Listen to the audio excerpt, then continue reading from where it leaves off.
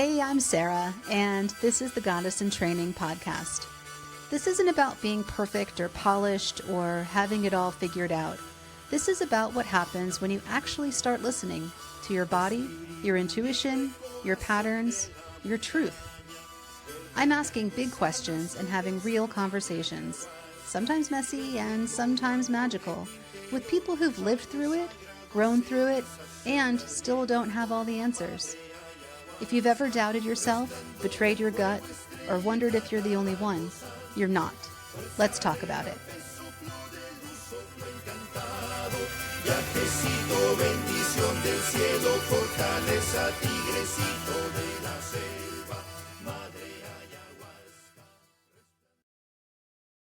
Welcome back to Goddess in Training. I'm your host, Sarah, and today I am absolutely thrilled because my guest is someone who has been on the show before. And if you listen to that episode, you already know why I couldn't wait to have her back. Mage Marigold is a psychic medium, music therapist, and spiritual mentor. She is also one of my closest friends and favorite humans on the planet. And a lot has happened since the last time we sat down together. We went to Costa Rica. I ended up in the hospital with necrotizing fasciitis. Mage got left in the jungle. We got pepper sprayed at a bar on Halloween. And somewhere in all of that chaos, true to divine timing, both of our love lives quietly, completely transformed.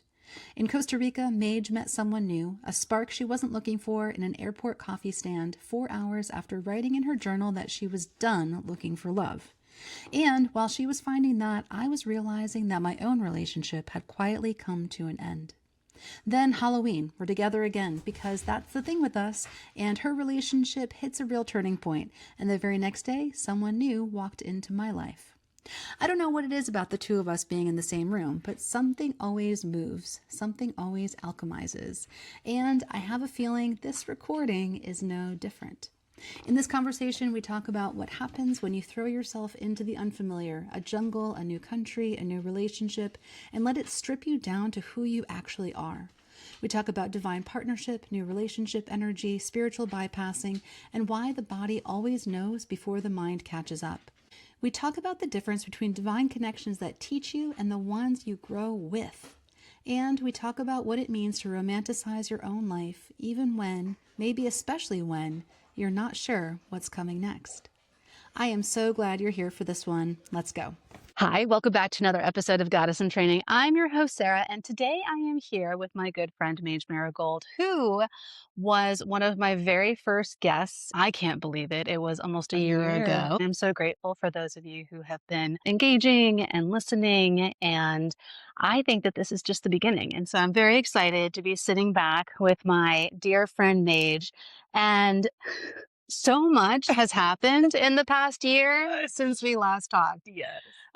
So I will link the first episode we did together because it's awesome, because I think that Mage is awesome. However, we have so much to talk about because just as a little preview, since last year, we went to Costa Rica together to try to scope out some kind of retreat, which is still on the table. If people are interested, let us know, because we basically have the whole thing scoped out. We just need interest and that motivation to actually pull the trigger. So I'll put that little seed out there. But the trip got interrupted because I got necrotizing fasciitis and was hospitalized for 2 years. Not 2 years. I was hospitalized for 2 weeks. 2 weeks. And poor Mage got left abandoned in the jungle as I got whisked off to the hospital. Journey, though, it's what I needed. So Right. But then you made a connection at the airport, which probably would not have happened if we were together, because we were supposed to travel home together. So I am a big believer in divine timing, as I know Mage is too. And then I don't know, we can talk about other things that have happened since then, like the night that we were pepper sprayed at a bar. I had almost forgotten about that. I, who got the pepper spray in my face, have not forgotten about that night. I just got it in the mouth. So anyway, I am so excited. I think we both have evolved in our definition of what love and divine union are. And so I want to get there, but I want to start talking about travel. And you have gotten the travel bug big time. And when we started talking about doing a retreat and when you experienced Costa Rica, my little town of Drake Bay, you got it. You got why going to a place where you are uncomfortable, where things are challenging, where you don't know the language, how that can open up pathways of healing and learning about yourself. Yeah, I think it just opens up strength about yourself. When you take yourself and put yourself in a completely different environment, there are parts of you that can come to the surface, and it's not out of like a survival mentality, but it's coming out of like this exploring, like expansion place, which is I'd never really experienced that before. Like being a board certified mental health practitioner and a counselor for 9 years, and then doing this full time. I thought that I was very expanded until I got thrust in a completely unknown situation where I didn't fully speak the language, didn't really even, I don't think I had Google Maps downloaded at that point. So I'm like, okay, so I learned some things, right? Uh-huh. But you just learn this piece of yourself that just puts you in this position of empowerment that I think now it's this new mission I have to get more people to do this and try this because we build so much protection for ourselves in our everyday world to maintain that role and pay the bills and do the stuff that we need to do to function as Mhm. adults. Mhm. That when you have that gift of extra space in an unfamiliar place, it can be one of the most beautiful and powerful things. Drake Bay is a very, very beautiful place. Somebody characterized it as kind of a frat house, I think is what they Yeah, said, which I think is I accurate. think it is. Yeah. And I was a little bit nervous about Mage in particular because you're a little bougie. You like your nails, and you're more bougie than I am for sure. I naturally can acclimate to the frat house vibe of Yeah. Drake Bay. But so, what was your perception when you got there? And I also am not super aware all the time. This is one of, I guess, maybe a challenge that I have of me being different. When I go to Costa Rica and I am like the only gringa, the only white girl around, I forget that and I forget how different I am. Yeah. Did you feel that when you were there? Like, did you feel that otherness on a regular basis? And how did that affect you? I honestly don't think I did. Like, I felt so welcomed by everybody. So I think I'll first start with flying in. So you have to take the little propeller plane from the main airport to Drake Bay. And I mean, like, we're crammed in there, like 4 or 5 people max. The pilot doesn't have shoes on. Like, we're like flying over the mountains.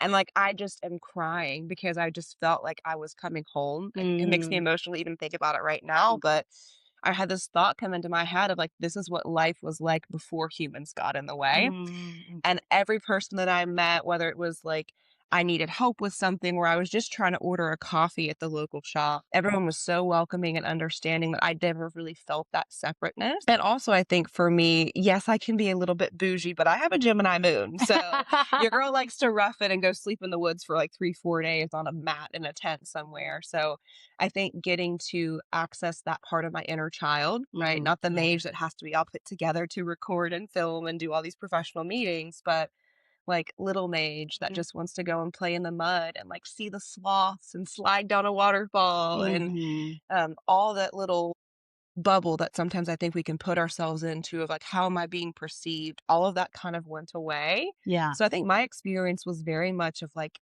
a massive shedding and then being witnessed exactly as who I was in that Mhm. moment, sweaty and Uh-huh. covered in mud and drenched from the rainstorms. And it was just such a beautiful experience. It does strip you down. And when we were talking about doing a retreat, that's kind of the experience that I've been wanting to give people is so many people, and I've said this before on the podcast, when you travel, people come in with their list of things that they want to accomplish, things that they want to see.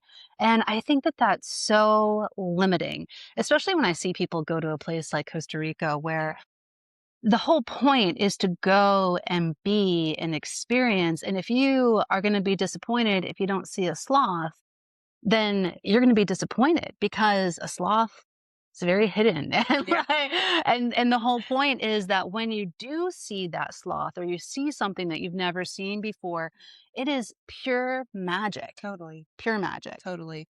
Animals that I've only ever seen on TV and in magazines, right here in front of your face. And it's hard to even put it into words, that experience. Mhm. But it helped me realize like, this is what it's about.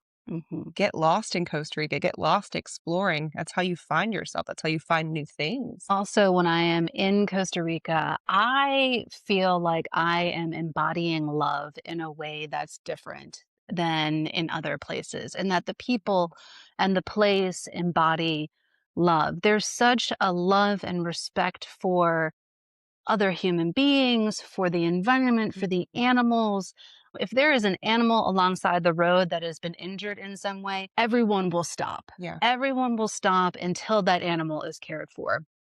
It's just a different vibration of love that's palpable when you enter into the space. And I think that's where that acceptance comes from too. So it's easy to fall in love in Costa Rica. Well, I found that to be the case. Because you're feeling all that love inside of you. And then you see a beautiful human who's also embodying that love. And it's like, oh, all right. Yeah. Yeah, there's a little magnet here. I like that. So you have been helping people for a long time in figuring out what role love plays in their lives, who their potential partner may be or may not be, sorting through moments of transition where people have thought that they found their love and that was not their love, and people seeking a divine partnership. We did talk, I think, last time about how we seek out love because deep intimate relationships are our greatest mirror and our greatest teacher in learning about ourselves. But I feel like over the past year, my understanding of that has kind of evolved. How has that evolution been for you, and where are you right now when you think about divine partnership? I think maybe it's the human part of me that's like, oh, now I finally understand it. But then last year I was like, I really understand it. As we do. And I think that's the point is Right. like we continue to grow and shift and evolve. And so I think the big thing for me, I've learned that divine partnerships maybe don't have this human definition of it's this person and they could be this pathway towards happiness for you and like make this work because our human brains, I feel like, need that sort of structure. We need that sort of answer to be like, okay, what I'm doing is working and I'm headed in the right direction. So when we talk about ascension, right, I have a little slogan you might see on my website is awaken, align, ascend. That ascension is your human self and your divine self coming into unison and you being able to operate simultaneously. The thing that I think really motivated my trip to Costa Rica was the fact that I thought I was in a divine connection. And I will argue to say that it was still a divine connection. It just wouldn't be what I would consider a divine connection because it didn't work out. Right. Right. But I think seeing that divine connection as a mirror, right, with this individual, that relationship was going nowhere. It pushed me into this space of, you know what, I'm going to travel. I'm going to live my life. I created this life for myself to be able to work from anywhere in the world. I'm going to do it. And I had never in like 30 years of my life ever really had that opportunity or that desire to alchemize that and create that. Yeah. And it's so funny because I was reading back my journal the other day and I had written, this was 4 hours before I got to the airport to leave Costa Rica. Really?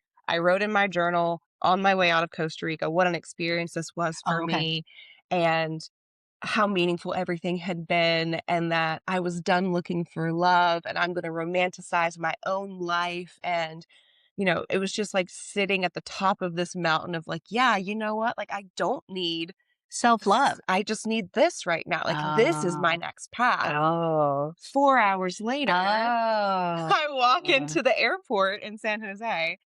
And I think I got there like 4 hours before my flight. So tons of time to kill. It's a small airport. Yeah. You very much encouraged me to try all the free coffees and chocolates. Yeah. That's what you do in the San Jose airport. There is tons and tons of free chocolate and free little cups of coffee. And I do a little rotation.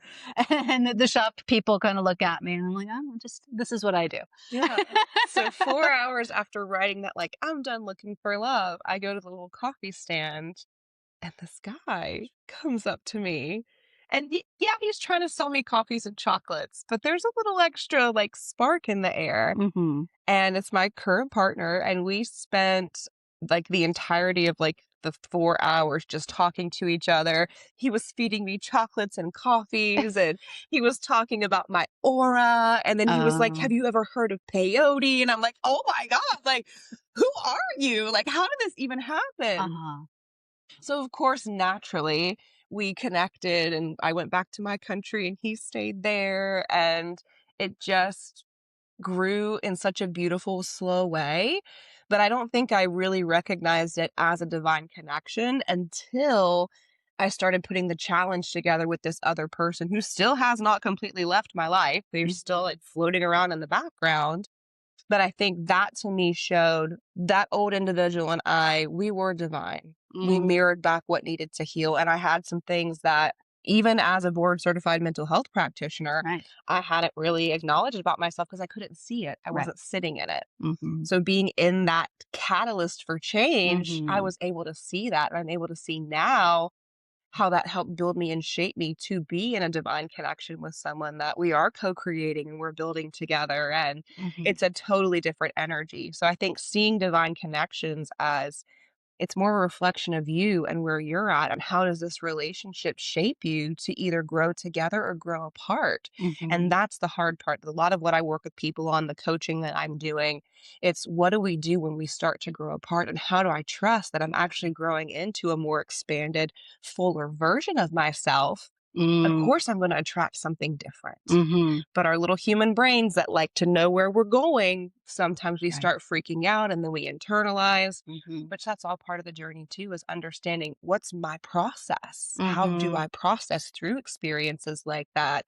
And there's a beautiful saying, you can have a bad day, but don't let the bad day have you. So how do you understand that process Right. without letting it swallow you up completely? Which it Mm-hmm. does. I think when that first relationship broke off, I mean, you remember, it was like a year of me being in the darkness Yeah. right Yeah. before I was finally like, let's go to Costa Rica. Let's just like do this. I need Yeah. something different in my life. And Right. that's how the body works. Hmm.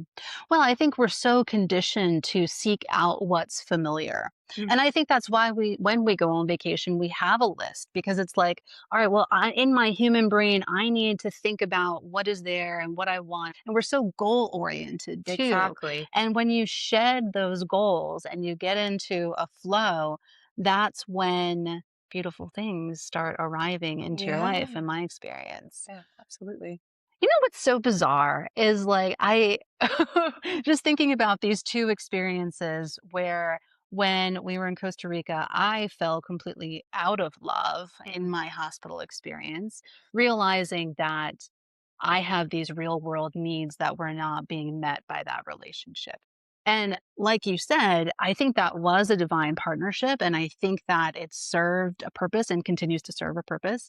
Mhm. But it's not my person. And so I think that there's a difference between a divine union, because it can be divinely inspired, and like the end all be all person Right. that you are meant to ride off into the sunset with. Mhm. And maybe that's all just an illusion too. Maybe there is no perfect person. And that's part of this like human deficiency that we have, that we've Yeah. like built this up, that there is this one person. I almost feel like there is this spirit divine counterpart that I have Mm. in the realm that is outside of this world. And each person, each man that I engage with intimately embodies a piece Mhm. of who my true divine counterpart is. Mhm. And I like thinking about it that way because it removes the guilt and the pressure of, well, this has to be the person. So it was a really life-changing moment that we both had in Costa Rica. And then we get together for Halloween and we thought we were just gonna go have fun. I like kissed some guy in a banana costume. We Oh drank my a God, shit ton. man. We drank a shit ton of tequila. But that was also a major shift for both of us Yeah. because that is when your Costa Rica guy came back in. He called, I think, when we were in the Yeah. Uber Because I on was the pushing him way. away heavily at that point. Right, Yeah. right. So that happened. And then the day after that is when my next partner came into my life. Mhm. So I don't know, Mage, the two of us together. We alchemize. I love it. My witchy sister. And then, I don't know, we're sitting here together again. Let's see what happens after this. As we write this new chapter Right, that's turning in right, for us. right. What is your relationship with the version of ourselves here on earth? And I just feel more and more that, well, we are one A, and that we do have spirit versions of ourselves. Mm-hmm. And when we're connecting to ancestors, to spirit guides, to me, it's all kind of the same thing. If we're all one, it's all, again, like different aspects of the oneness that we can understand. And that's kind of like what our divine counterparts, the people that we engage with on this earth, are giving us those little bits and pieces too. Exactly. How do you, yeah, does that resonate with you too? Absolutely. And I think that's why I have that position of you can have a divine counterpart that you learn from and grow from, or you can have a divine counterpart that you grow with. Mm, Right. I hmm think that's really the test because there are certainly people that can find that. Like, I mean, I'm sure there are people you can think of in your mind right now where it's like, oh, they definitely found their person. But you notice they grow together, they Yeah, challenge each other. It's not conflict. Challenge and conflict are two very different things. right, Most people don't get that. You should challenge each other to grow more because I think I said this the other day. Think of who you were 5 years ago. right. I'm not the same No. person. So if you can't grow together, if you Hmm. can't expand together, then maybe that was just a placeholder to show you the qualities that you either really need in a divine partner Mm, or qualities that you need to refine within yourself. yeah. That's a beautiful way of Yeah. putting it. I love reality TV, especially love reality TV. And that's what you see over and over again, whether it be the model where experts put people together because logically they're heading in the same direction. They want the same things in Mhm. life. And sometimes it works out and sometimes it doesn't because they're almost like too close and it amplifies something that one partner doesn't like in themselves. And that's when they then blow it up. Right. So you Hmm. could either blow it up and say, okay, I'm not doing that. Or you could take the path of challenge and say, instead of blowing it up, how am I Mhm. supposed to navigate this differently than I have in the past? Mhm. And that's if you ever hear this saying of 1% of the population is doing it, that's why. Mm. Think of how easy it is to just blow something up and guaranteed like some things do need to get blown up because you're not moving from that situation. Right. Right. So that's where I think that spiritual piece being connected to this oneness, it does require you to tap into something that's not just human based thinking and ego and fear and anxiety, Mm. because that stuff screams in the background. Yeah. Right. So I Yeah. think that's why sometimes in even the environmental shift, Mm, mhm. right? Me and my person being long distance. Oh my gosh, how that space between us creates all this opportunity for my insecurities to come up, for his insecurities to come up. Right. But then we can meet in that common place and talk about it. And we come out Mhm. stronger each and every time. And Mhm. that's how you know the difference between being in a true divine counterpart situation that you're meant to continue in, Mm, mhm. or, okay, this has come to a full circle. This is a cycle for me to close out. I can now jump onto a new timeline. Mhm. One thing that I've written a lot about recently, because after the Halloween incident, I believed that I had found my divine counterpart. And the data that I was basing that off of was I felt so safe and I felt such coherence with this person. And it was easy. And, there were little things where in retrospect I was compromising, but it's like little things. It was all about the feeling in my body, Right. really. And I felt very, very settled and felt like felt like Benji does want to be the star today. Head aloud here, Benji. Felt like this is what I want, especially coming off of that night on Halloween where it was so chaotic. And I've had so many chaotic things happen in my life.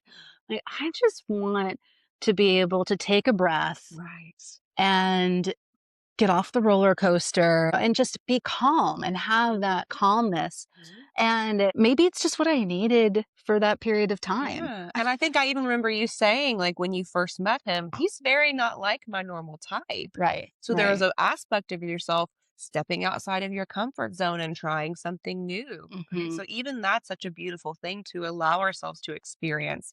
I think when we get so locked onto an outcome, just like you're talking about on vacation, if you're just going to go and visit these things, you're going to miss so much. I'm getting chills as I talk about it. You're going to miss the whole point because it's not about the outcome or the destination. It's how you navigate the journey. Mhm. Right. I will say too, though, what I learned is that we have to know what we want in the sense of like, we need to know what it feels like in our body. For Yes, most of my life, I did not know what safety even felt like. exactly. And so I think this was a revelation in that, oh, this feels safe and I know what safety feels like. This is Yes. not an illusion. This is safe. Mhm. And at the same time, it made leaving that relationship really easy though, because I was so attuned to my body Exactly. that as soon as the coherence was gone, like, all right, like this, it's not reparable because it was a combination of logic and feeling, but it was more the feeling in my body that I don't feel that coherence anymore. It's gone. Mhm. It's just completely gone. Mhm. And that safety was compromised. Mhm. And since I now know what that safety feels like and I can generate that and that is me inside myself, I don't want anybody to fluctuate that. Absolutely. And it's such a beautiful point of taking it back to your body. Mhm. That is your number one go-to. Now, obviously, we can have things like trauma and negative experiences that, again, our nervous system's so stupid. Yeah. We're so stupid that we Yeah. will continue to choose the thing that's not good for us Yeah. because we know how to navigate that. We Right. know what it's like. Okay, I can compromise my safety a little bit here because I know how I can cope with it, Mhm. right? Rather than Mhm. saying, okay, my body is telling me this chapter is kind of closing for me. Mhm. Now I can fight that and then stay in a 20-year marriage with somebody because we're both afraid of being alone. And we would rather compromise a little bit here to have somebody. Mhm. Or we can say, I don't know exactly what this path looks like, but I can trust that this was just a stopping point on my journey, a checkpoint for me to learn things about myself, bring it into the body. That's integration. Right. Us humans, we love to analyze and think. We can think our way out of trauma. We can think our Yeah. way. No, it's body based. Mhm. Do you have a feeling about or an explanation for new relationship energy? I, having been in open relationships the majority of my adult life, have experienced it a lot and Mhm, love that feeling of being in a new relationship. mhm, It is just so new and fresh and invigorating, and you feel like you have so much more energy than you did mhm, prior to that union. And when you're in an open relationship, this is one of the things that people say the reason why they do it, because it not only elevates them internally, but it can elevate your existing relationships too, because you mhm, have this infusion of newness and light and lightness. On the other hand, it can be very dangerous in the illusion that it creates. mhm, And I would say in my last relationship, I didn't have that. Like, I didn't mhm, feel it. mhm, And it made me pause a little bit because I was like, well, is something missing? But I rationalized it by saying, like, well, no, maybe this is just more mature love. It's that I'm focusing on that safety and the fluttering stomach, like, isn't necessary mhm, in a union. mhm. In your work with people, what role does that new relationship energy play? And I don't believe anything is 100% good, 100% bad. It plays a role, Right. right? So, what role does it play? And can a relationship start and be successful without it? Well, I think to start, I will use another metaphor. I think it's a catalyst, right? It Right. becomes that reflection because when we meet somebody new, when we're working on a new relationship, we're not just seeing new potential within the relationship, but we see new potential within ourselves. Mm, We see a new hmm. chapter unfold. We see potential with them. Everybody is on their best behavior at the beginning of Right. new Yeah. relationships. Here's the version of myself I would like to present to you. Can we Mhm, make this work?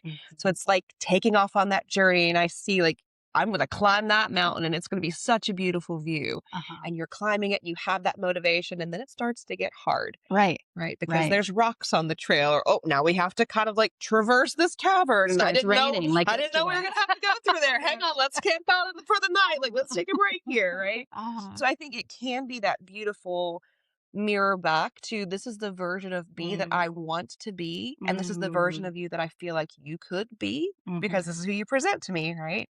Here's where we could go together. Now, that can either ignite, we're again going in that same direction together, does not mean that you're going to like find a tram and go to the top of the mountain.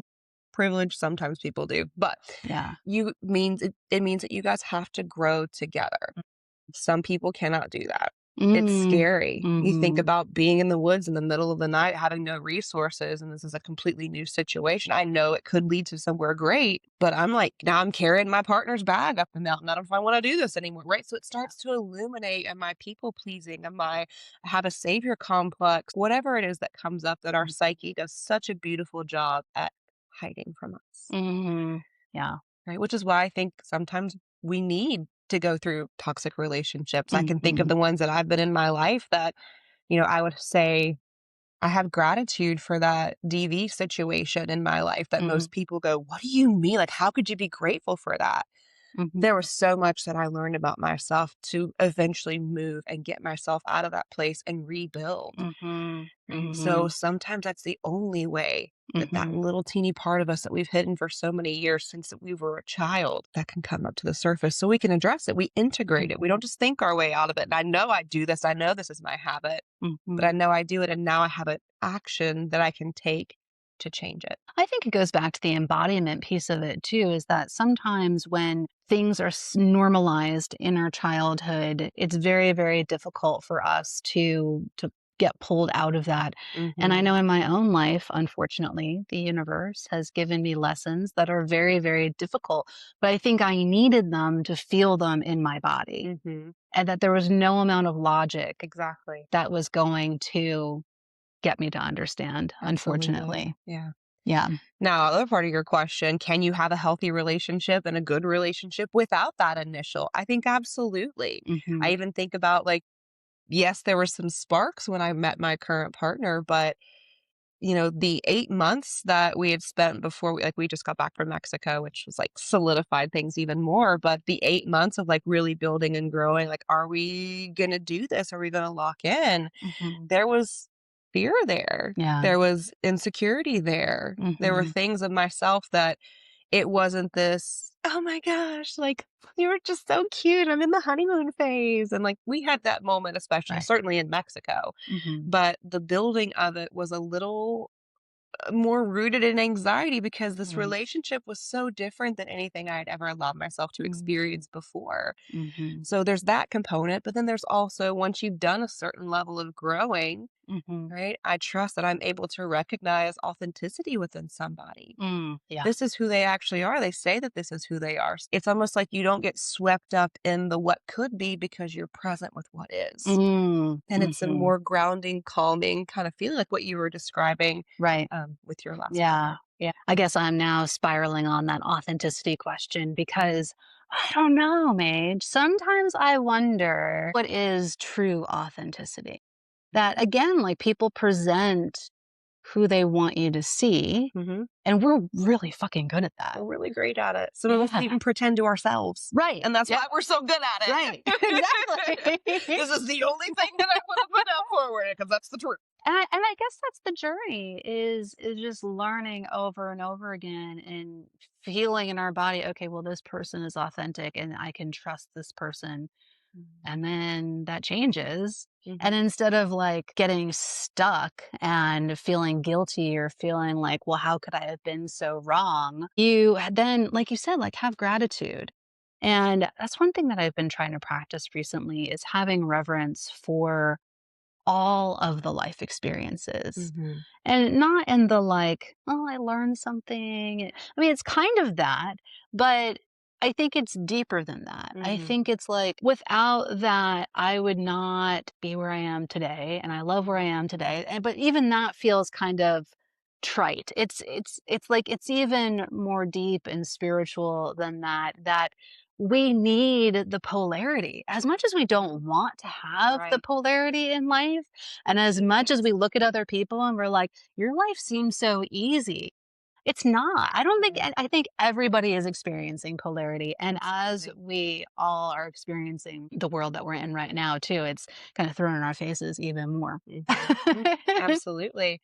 Yeah, I think also when we start talking about authenticity and navigating new relationships, it's automatically going to pull us back to that file cabinet of, Mhm. well, this is similar to something that this old partner of mine did. So are they doing that because of this? Right? Like Mhm. that file cabinet of relationship experience that we Yeah. bring with us. Yeah. So again, am I seeing it correctly or am I seeing it through my lens of trauma? Mm. And sometimes it takes a couple of moments, right? Like you said, I had a few compromising moments, but it didn't feel like anything major. Mhm. Sometimes it takes a couple of times to get into our system to really recognize, oh, okay, Yeah. that is authenticity, or I'm seeing that through my lens of trauma. Right. It's not simplistic. It can't be boiled down to Mm-mm. somebody being completely authentic because they don't exist without our lens, Yeah, honestly. exactly. Your perspective is everything. Yeah. And so I guess maybe that's something to dig into is like, what is authenticity Right. actually? And I think too, that also goes into something else that you were talking about, seeing the meaning of it all, right? Hmm. Like being grateful for it all. Oftentimes, we don't get there until we've stepped onto the new timeline. Mm, So that's why it takes time. I hmm. might know that I need to find gratitude in this situation, but my human self isn't ready for that just yet Hmm. because I can logically think my way through it, but I've not shown myself the difference Hmm. of what it creates for me. So we don't, until we get to the other side of that, Yeah. I think you can be part of like the other, I call the 14% of the Mhm. spiritually bypassing community, and redirection is protection. And this has no effect on me. And I'll just have a Kundalini awakening and I'll balance my chakras. And I'm so grateful. I'm just going to manifest differently. It's a very infantile, I think, Mhm. perspective, and shows a lot of need for spiritual maturation. Because I think the more that you can sit in the humanness, because that's the whole reason we came here. Yeah. Whatever your belief is, we came Mhm. here to experience being human. So we have to give Yeah. ourselves that time, infiltrate, integrate, turn into something new, transmuted. And then when we're on the other side of the mountain, oh, now I can have that gratitude because I see what I put the work in for. Mhm. Mhm. Right? It gives it that Mhm. purpose. I think that circles back around to where we started too, Mhm. in putting yourself in a place that is uncomfortable and where that polarity is thrown in your face and where you can experience a different kind of love Mhm. and vibration. I think that's the thing about Costa Rica is like this vibration with I'm getting so nostalgic. I haven't been back there. Say, what are we I going again? know, I know. I was there like every 2 or 3 months for 2 years and then since by almost dying. But I'm feeling that pull because it's a different kind of vibration and you have to kind of be in your body all the time. You feel the humidity, you feel the rain, you feel gosh, I mean, I feel the whales in the water. I feel the grounding of the mountains. It's just Mhm. a completely different kind of experience that really opens your eyes. And so now I am going to sell you all. Reach out to me, a mage, and we'll take you to Costa Rica. And you can Let's do it together. You could do all the things that we're talking about in a very structured way. But it's so interesting. I think you're a believer in this too, is that, I can't bring somebody who's not ready for that kind of Right, experience into that space and have it right. be a positive experience Well, too. because Costa Rica can certainly have that experience. Like, I'm sure you can get on TripAdvisor and look at all like the terrible reviews that people will say. I mean, people have negative reviews about the pyramids, so you Right. know. Right. But I think So if hot. if you have that experience of like it was so hot and it was like raining in the morning and like if that is your thing, you're never going to allow the parts of yourself that are really damaged and really hurt. And our shadow starts forming at 3 years old. So if Mhm. you can't even sit with the physical discomfort of not having all these like world class amenities and like Mhm. luxury stay, like if that is who you are, Mhm. yes, that is like your physical environment, but it's so much more about, can you even let those parts of yourself come to the surface? Yeah. So when you can be in that uncomfortable situation and you are completely shedding every single comfort, it creates an automatic opening for this well inside you to say, well, I want to come forward too. Hmm. Look at this piece of me that I've been burying with all these comforts that I can place around me. Look how successful I can become. Look at how this doesn't Hmm. affect me anymore. Hmm. So when you strip all of that away and you can just be your raw self and you're at the cacao ceremony and you're just like in it, Hmm. you don't even realize what wounds are down there because again, Yeah. we're so good at covering them up for Yeah. survival. Yeah. But I feel like you could say the same exact thing for diving into a relationship and diving Exactly. into love, because you can tread lightly and have your facade Mhm. up and have like logically like, well, I can't sleep with somebody until we've been together for 6 months and all these rules, or you can just throw yourself into it and be vulnerable Mhm. and see what comes without any kind of attachment. Because I've been sitting that with that too since my relationship ended. I'm like, people say you should sit and heal and recover and find yourself again. I'm like, I don't know. I love love. I love what love teaches me. And I love that experience, and not in that NRE way, in the fully embodied, Mhm. this is life. Mhm. And going to Costa Rica, you realize like this is life. And when I Yeah. sit home and watch TV, I am missing out. Yeah. No, I love that. And I think that's such a beautiful difference even between like you and I, different strokes for different folks. Some Hmm. people, that relationship world is that catalyst for them. For me, maybe not so much now, but earlier in my healing journey, that was a reflection back of something Mm, unhealed within me. Now, again, a part of my journey to heal that insecurity and say, like, there is nothing wrong with me. And like, mm, just because this partner didn't work out for me, it has nothing to do with, right? right. So, Hmm. I needed to take that space from partner Yep. and relationship to work on core beliefs and values within Hmm. myself. Hmm. And I'm not ashamed to admit that because I think that's a huge thing that my community and my collective, that's what we're here working on. Yeah. That's Yeah. where the separation does kind of become necessary. And again, being in that Oh, yeah. discomfort and sitting with, it's okay to not feel okay being alone, Hmm. but you prove to Hmm. yourself that you can do it. Hmm. Maybe you need to travel, right? Right. What other Right. experience crack that's open for you so Hmm. that you can re-engage in that relationship? Because that's a Right. core principle of the hierarchy of needs is belonging, community, Yeah. my person. For better or worse, that's how we're wired and Yep. that's how we learn and grow. Thank you so much. You're I so love you so welcome. I much. love you. What is coming up for you that you're excited about? Drum roll, please. I will be heading to live in Italy for 6 weeks at the beginning of June. My family is from Reggio Calabria, so I'm so excited just to go see our family's birthplace and the cemetery and just get to experience that culture. And also, I think just be in a place where I can prove to myself that, yeah, I can run my business from a different country for 6 weeks. And it's the path that I was put on maybe 3 years ago that I didn't understand why I was Yeah. being put on this path. Mhm. And through a lot of action and decision and choice, and also sitting with it and surrendering to the process, that 3 years later, I feel like I'm being spit out into what's going to be quite an incredible chapter. So I'm very excited to offer new courses and new experiences and things that are going to come up for people. But also what I'm able to teach my family, right? That I'm Right. going to be okay doing this and Yeah. to teach my relationship because my person is working in Canada right now. So Mhm. we are doing the very, very long distance across multiple countries. Mhm. So to be able to see how that's actually strengthening our connection as it already has, and then propel us into more travel together. So stay tuned on the social media. It's going to get real exciting. I'm very excited. And for real, if you want to go to Costa Rica with us, we can Yeah, set that up. please let us know. It is literally all planned. It is, Okay. right. We just need to insert you into the equation. So come with us. Come with us, have fun, crack yourself open and see who you can become. No necrotizing fasciitis. Yeah, no, Yeah. no, that was solely your Yeah, part that of the was just journey. me. Thank you, thank you, thank you.